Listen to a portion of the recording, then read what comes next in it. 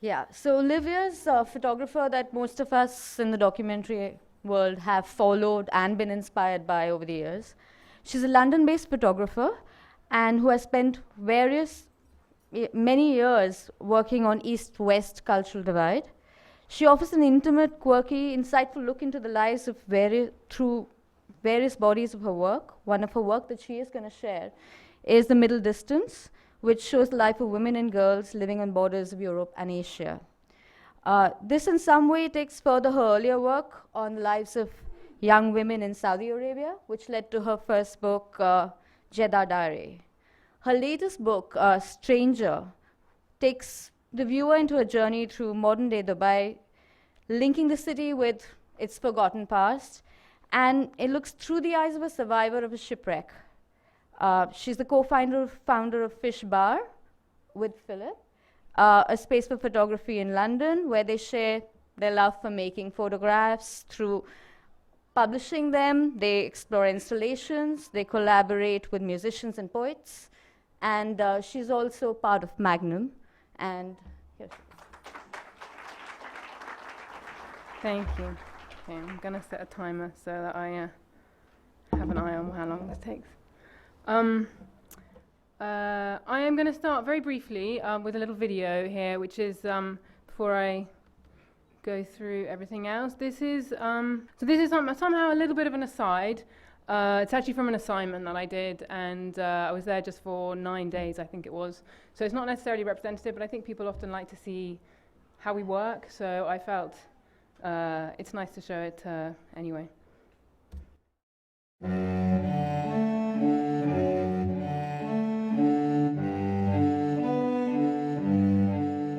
My project is called Crimean Diaries, and the idea was to find 3 different characters and to try and see Crimea from their perspective. One Ukrainian, one Russian, and one Tatar. The main idea was to try and show the place through their eyes, but I wanted to do something that went in a way further back, so it's not just about, because this kind of period of the conflict there was very brief, and you know they had this referendum, and actually what I was more interested in was the kind of feeling of identity.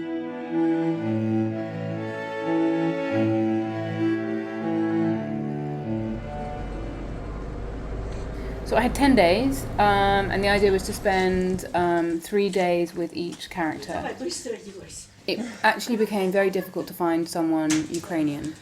People wanted to join Russia. I mean, that's very clear, I think, from everybody from outside. Even if you disagree with how it was done, is that for the most part, people wanted to be part of Russia.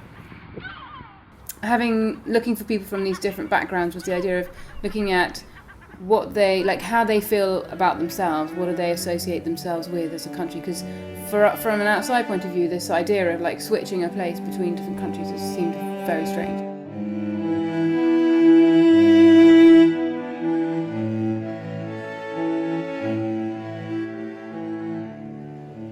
There were a lot of people that we got in contact with who were pro-Ukrainian, or who we'd heard of and who had left, or who didn't want to talk. Or things became complicated, and that was why I found it interesting to make this search, to try and understand. I think that's where it becomes a little bit more political, to try and understand why people didn't want to talk, or didn't exist, or why was there nobody there if they all left. So that was interesting.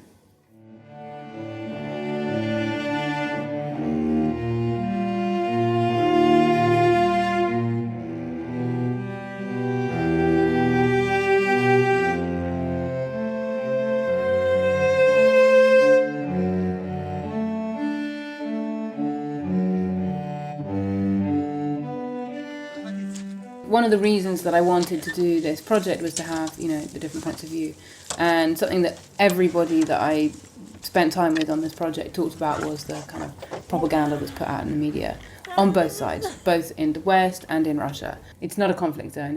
But we have this misconception that that's what's going on there because of what's going on in the rest of Ukraine. And what people say in Crimea is we're thankful that we don't have a war going on here because we did this thing.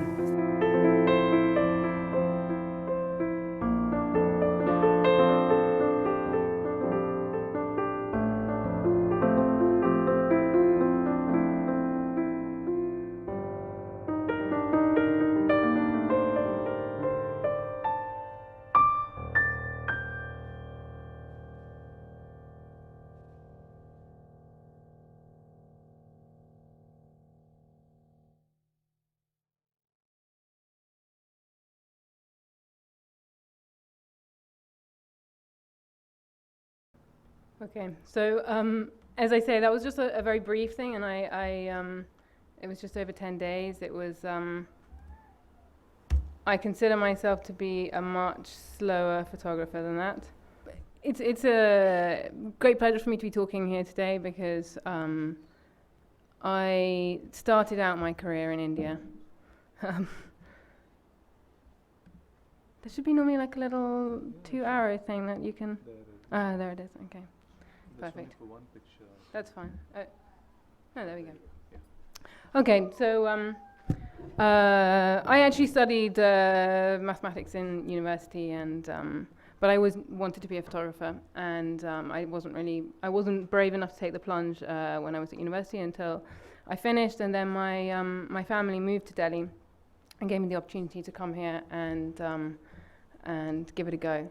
And so I feel very very warmly towards this place in terms of how it's helped me and inspired me in my work. And I will always say to people that India is where I learned to be a photographer. So I'm going to show you, I'm actually not really going to show pictures from that time, but I just wanted to briefly show these pictures that I made along the Yamuna River. Because during my time here, I was very much interested in stories. I still am interested in stories. That's what draws me in, and that's what leads me through my photography. But sometimes it's also good to take a moment of calm, take a moment of like a breath. And while I was here, I started photographing around the river, and I was talking about this actually just a couple of days back with one of the people who's running the festival. And I remember, these times we used to arrange to go and meet up early in the morning and go and photograph anything, whatever we might find by the river. And that experience was really amazing for me. And I started working on medium format. When I first came out here, I very much had this idea of being a photojournalist, of working in working on stories, working in 35mm. I was working in black and white. And somehow I needed a way to sort of see through all that, everything that was going on, all the excitement, all the colours. And I started working with a medium format camera. And I guess partly shooting these pictures around the river, this quietness, this something a little bit more thoughtful. And so I just show you these very few pictures here as an example, because that's what I felt slowed me down, made me think about looking around me rather than just searching after the story.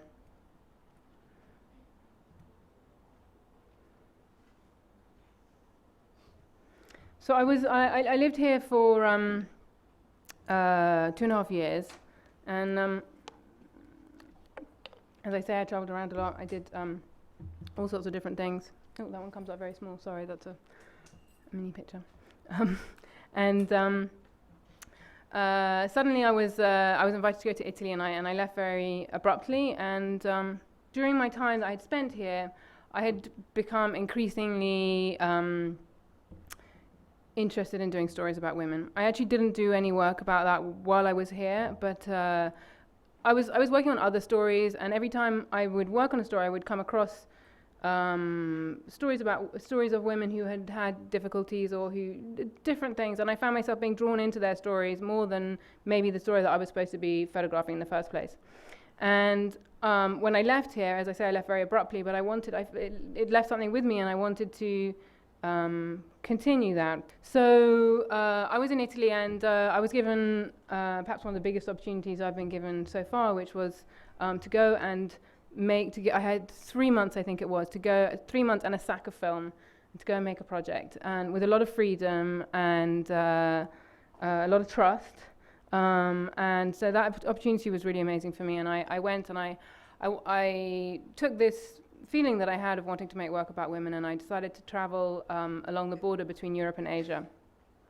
So the idea of the project was to explore this crossover, this border region, but also to look for the stories. And I'm going to run through this a little bit quickly, because otherwise I'm going to run out of time.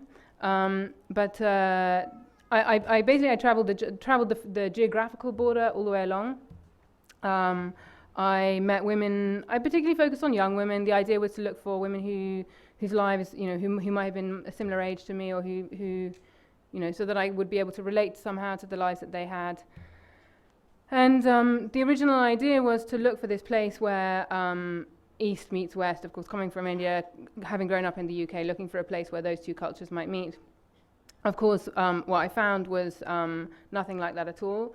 All of these places have very strong identities and influences from many different things, but in a way, that was just my starting point. And I often think that that's maybe all you need is something that gets you going, and then in the end, the work becomes about the things that you find along the way. So in the end, this work became about the women that I met more than anything else, and more than any geographical border or sense of a crossover of cultures.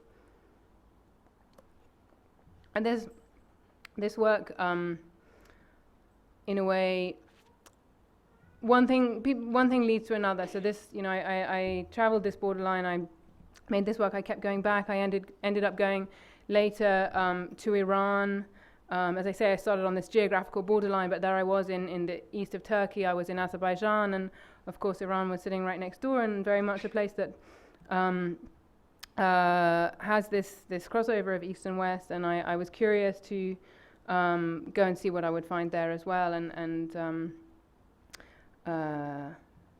sort of the journey. Sometimes you never know exactly why you'll end up going to these places, but I went on down, and this is then up in Russia, right up in the Ural Mountains, and in Georgia. When I show this work, I like to sort of mix up the different countries, and I never seen it necessarily as being exactly chronological, and I've made it over several trips. In fact, I mean, I had that initial 3 months, but I've continued to go back. As I say, I went to Iran, I went to Russia. And what I've always done is made little booklets of the work in progress, and shown it to people to explain to them what I'm doing as I go along. And that's always been one of the most interesting things, because to see people's reactions, like the women from the different countries, to see their responses. They were very curious to see, what situations were like in other countries. And I remember, for example, in Iran, showing the book to a group of women, and one of them said to me, there's a picture of a polygamous family, and she said to me, you know why we don't have a problem with polygamy in Iran? She said, because Iranian women wouldn't stand for it. And so it was always interesting to see people's different points of view and how they saw themselves. And there's a lot of pictures here, and I'm rushing through very quickly, but there were, I had a lot of relationships with people, a lot of people that I stayed in touch with, and went back and visited over different trips. I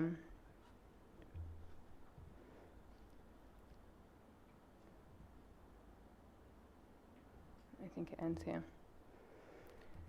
So this project I spent several years, 3 years on. And then, sort of as a result of that, I was invited to go to Saudi Arabia to teach a workshop. And I was very curious before I went to Saudi Arabia. I had no idea really what I would find, what I would be able to do. Really?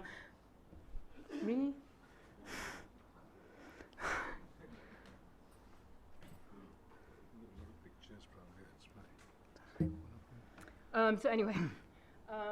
So I was invited to Saudi Arabia, and I was went to teach a workshop, and I had really no idea. I tried to look on the internet a little bit what I would be able to find, and I talked to a couple of photographers I knew who had been there, and one of them said to me, maybe you can wear a burqa and use a spy camera, and another one told me about how he kept getting arrested, and so I didn't go there.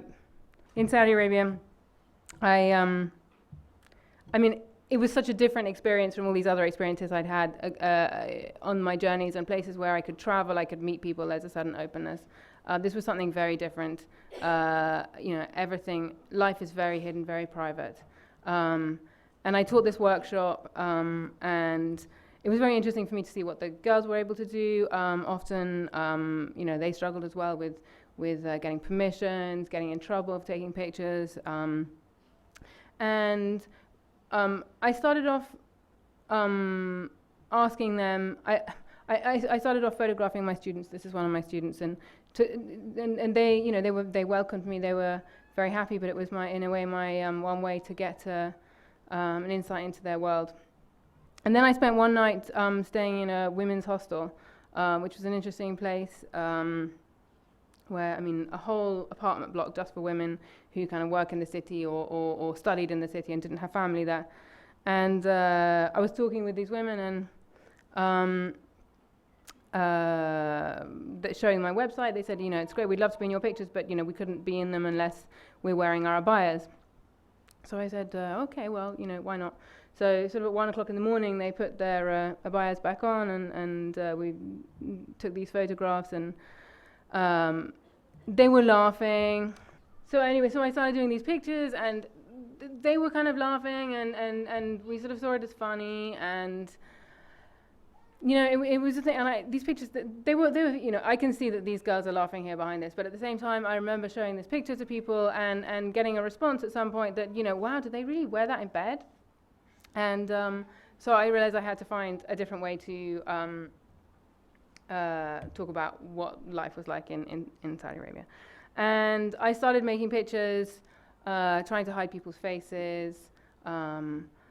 It's, you know, the problems there with you know, showing these women, showing who they are, very complicated. I had, you know, one of the students had to leave my workshop because she'd taken pictures of her cousin and she got into trouble with her family. And so I had to be very careful, and I wanted to be respectful. I didn't want to take pictures that they didn't want. There was this sort of process where I would ask if I could take a picture, and they would say, well, is it for private or public?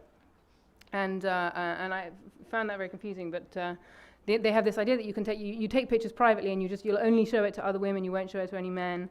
And so I was always trying to explain, no, I want to be able to show these pictures, so you have to be comfortable with them. So I tried to look for other ways to show their world. And when I went back on my second trip, I took a little snapshot camera. I was kind of able to take pictures a little bit more freely in that way, and they became more relaxed with me. I suppose they saw me in a different way.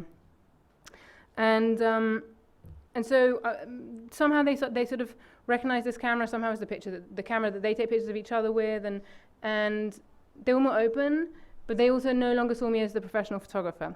So this idea, even though I had said that I really want to be able to show my pictures, you know, then I would always show pictures back to them, and it was a process, and I showed them these pictures, and they said to me, oh, but you can't use that, you know, you have to like blur the face or something. So I tried different things. I tried, you know, to cut out the face, to try and use these pictures, because I found that the pictures that I was able to take with these had a certain different feel that I wanted to bring into the work, and kind of perhaps a little bit closer. And in the end, what I've done is I've taken these little prints that I got made at a photo shop there, and rephotographed them with a light that reflects on the face. And eventually I decided to see what they thought about it, and I showed them these pictures, and I was a little bit nervous, and it was funny because one of them said to me, yeah, that's great, but can't you just show a little bit more of her eye so people can see how beautiful she is? And it was very much for me about this sort of contradiction of life in Saudi Arabia. And you know, you think you understand one set of rules, and it's all about religion, and then the more time you spend there, you realize that there's lots of different sets of rules and lots of different worlds that people live in, and they even move between these different worlds. And so sometimes you have these worlds where men and women mix very freely, and all of this kind of thing, and these are in sort of private spaces behind closed doors, but sort of this is actually semi-public. And there are some people who don't mind showing their faces, and it's someone who I spent a lot of time with there, and the sort of combination of being able to see everything's sort of allowed in certain spaces, but everybody has different people have different limitations of what they're okay with. And you know, we had a lot of fun as well. We go to these spaces. I spent quite a lot of time there. I went back a few times, and and people always ask me, you know, what do I think about Saudi Arabia? And I find it. I have to say, I find it a terribly strange place. But I did have a lot of fun with the girls that I met while I was there. But I continued working with both formats, and I often found it was kind of interesting that this sort of the duality of having these two cameras, and it was almost like I had two different roles. So I was there in one sense as the professional photographer, and in the other sense as a friend. So when I put the work together, I had these two formats throughout the book. It's not strictly, I wouldn't say it's strictly like that, but there's a sense of it. And so when I came to, it took me a long time to put this work together. It took me a long time to make the book, partly because I felt the more time I spent there, the less I understood, and I didn't want to lay things out in the wrong way. And I know that people were the different girls that I met had very different ideas of how the country should be represented, how it should be seen from the outside, what they wanted me to show. And so I spent a lot of time letting the pictures sit and trying to figure it out, and I eventually decided the best thing I could do was to try and share my experience and the people that I met and my journey, essentially, which is why it's called Jeddah Diary. And one of the things that I did when I was making the book was start writing. And along the way, of course, I had so many things that I wasn't able to photograph. And I started writing those things down. I started writing down like little anecdotes, things that people have said to me, or even times, situations I'd been in that I would have loved to photograph, but I just wasn't able to. And so I had them in this sort of introduction as some moments that got away. But then I realized there was something more. They weren't just an introduction. These little texts, these little experiences or anecdotes or things that I wasn't able to photograph. And I decided to bring them into the work, and I realized that these were the photographs that I wasn't able to take, that they should be in the book as photographs that I wasn't able to take. And so I ran them through the work when I made the book, almost like the missing images. And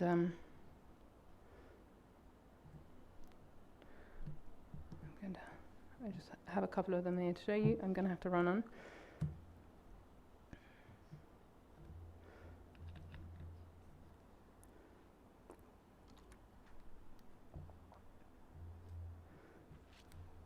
And there's the book.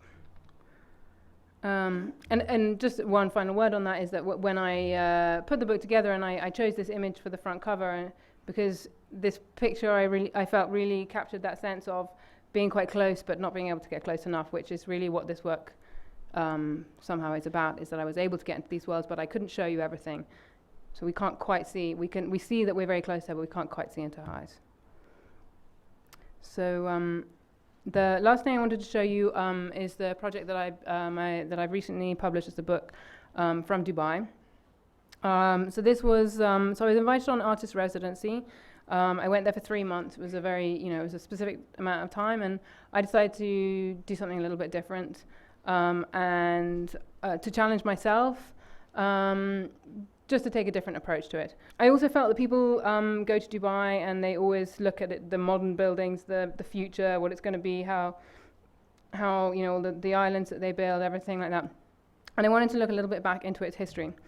And when I was researching, I came across the story of a shipwreck that happened in 1961.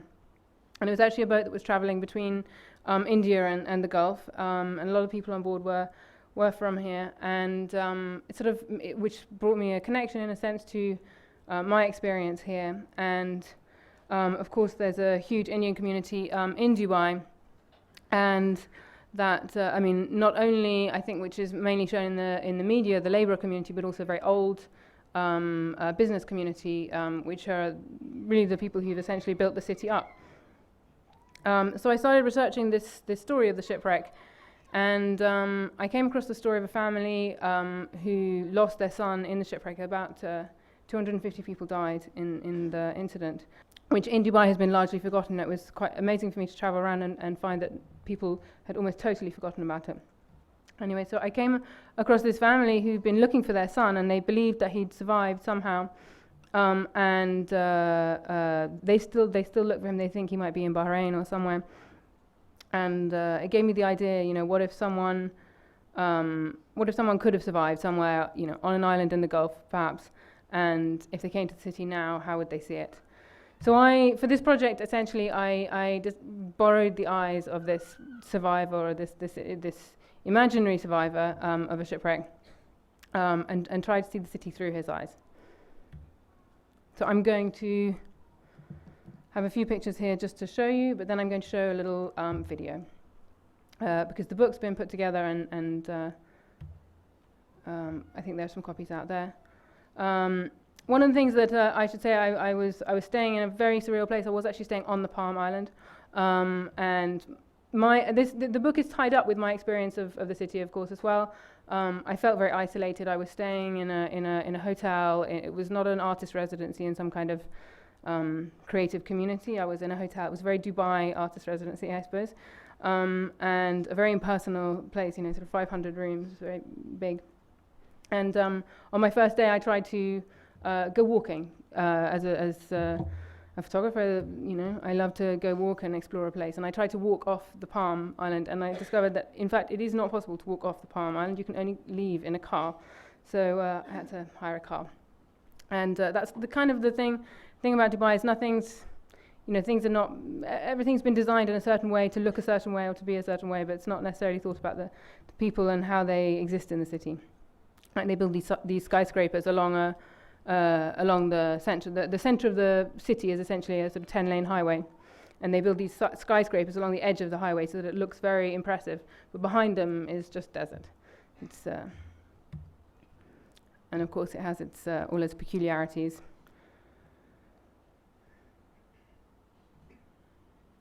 And like I say, I wanted to refer back to the history of the place and this older community that had arrived in the city in the sort of 50s, actually. The first kind of business people, and I spoke with a lot of people, and again, I tried to see and hear the place through the eyes of this character, but of course it was also my exploration of the city. I had a lot of conversations with people, interviews, conversations, and I recorded those. And I've used those voices or little clips of those voices throughout the work as a kind of the feeling was a lot about confusion, and I think that Dubai is a place that definitely generates this feeling of isolation, of confusion, and something I've tried to bring together in the work, and these kind of voices, these strange things that people are saying, and the, you know, the buildings where you can't quite see what's real and what's not real. These old billboards with faded pictures that of this idyllic life that is promised in the city, and people constantly packing up and leaving, coming and going.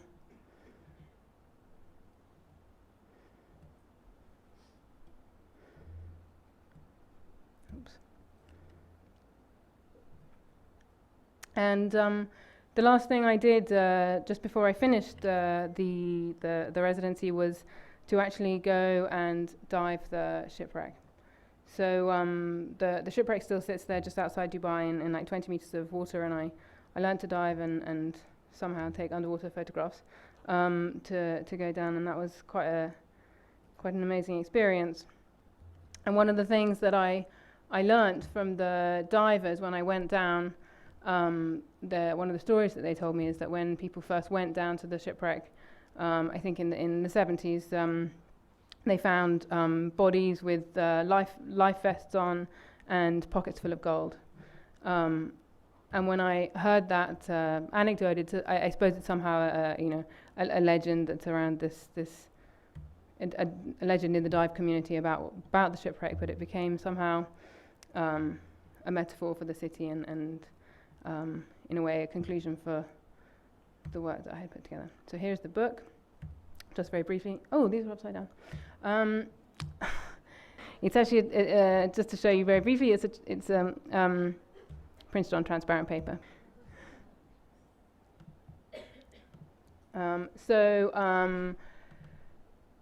We showed the work we published the book. Philip and I ran Fishbowl. We published the book together, and rather than having an exhibition, in order to capture the feeling of the book, we made a film, a slideshow and the music has been composed specifically for the project. We're using sounds that I collected in Dubai.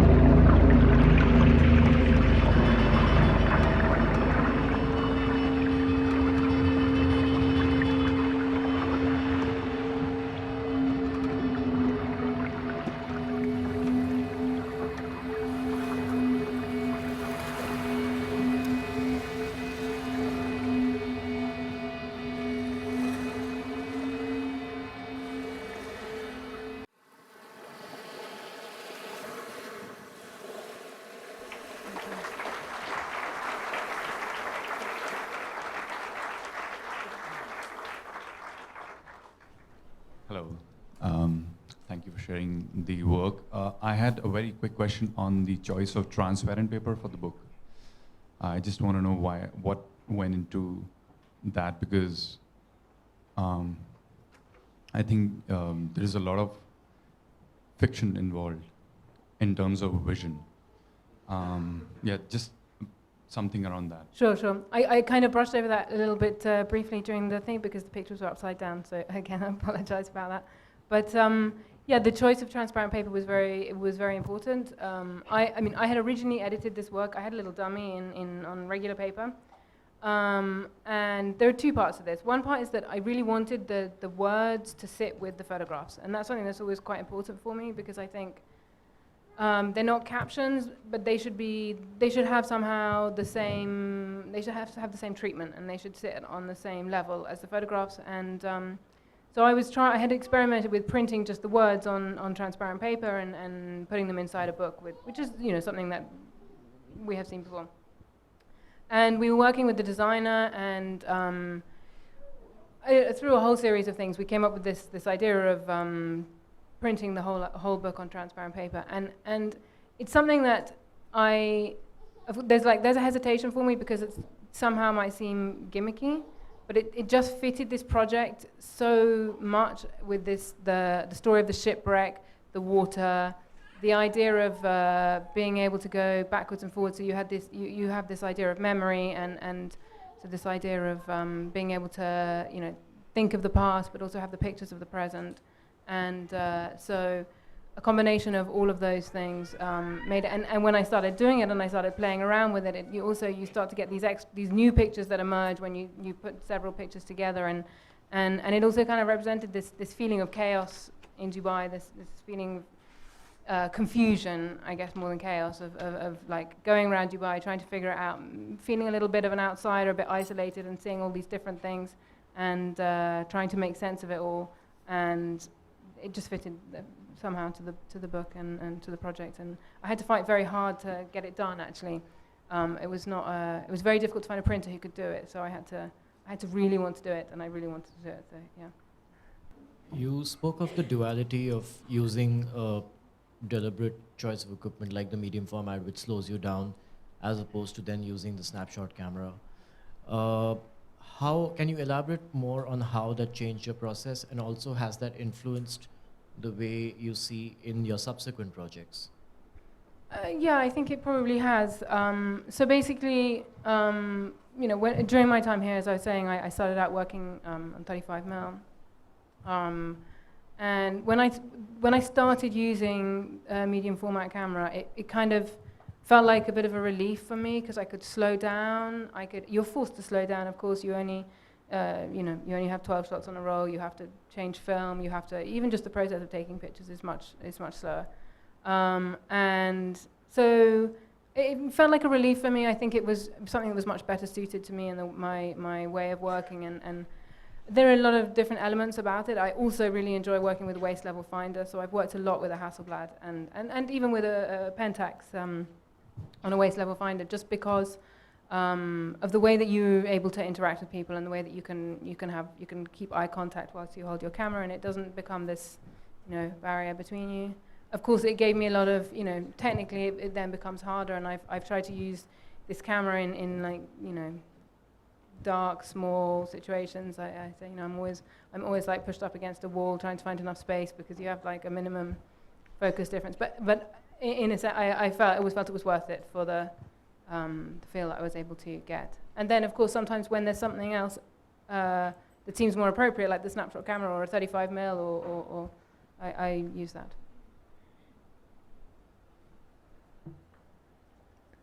Are you going to be continuing with your interest in the Middle East? Sorry? Any further projects in the Middle East itself? Any further projects in the middle? Not for the moment, no. I mean, it's one of those things, you know, you start working in a place and then you get invited to come and do something else in a place. And I'm still working in India. You know, ever since I've left, really, actually, I've been coming back, and I haven't shown that work today because it's still an ongoing project. But I very much want to work back in the UK as well. So that's something that I'm trying to do, working closer to home. But of course, I'm always coming back here, and I am continuing that work, and someday I'll finish it. The initial work, where you're working with the women, you go in with an idea, and then you said at some point you had to sort of let that go and just sort of go into, what interaction you were having with the personal lives. Mm-hmm. And now in Stranger, I feel like you've come back to a place where you go in with a very definite idea, and because it's so complicated anyway, because it's historical, you've pretty much built in the context to the story through various, not just images, but various other ways of keeping that initial idea in place. So I just want to know what you thought of. Yeah, I guess that is true very much. But in the nature of Stranger not being so much a direct documentary project, I mean, I still see Stranger very much as being it's a project about Dubai. It's a comment on Dubai as it is now. And almost all of the pictures in it are straightforward documentary pictures, except for a few rephotographed billboards and things like that. But yes, it was very much hooked on an idea and a sort of concept that I then stuck with throughout the project. So I didn't necessarily know what I would find, but I did keep the kind of framework for it. And I think that is something different, I suppose, because it's more of a conceptual project or a conceptual starting point. On my documentary projects, I like the fact that I always end up somewhere different to where I had intended to be. With this, I suppose it was a sort of discovery of a city. I didn't really have any idea of where I wanted to be, but I had an idea of how I wanted to go about it, and that was the sort of structure. Olivia, thank you very much. Rouhani, thank you.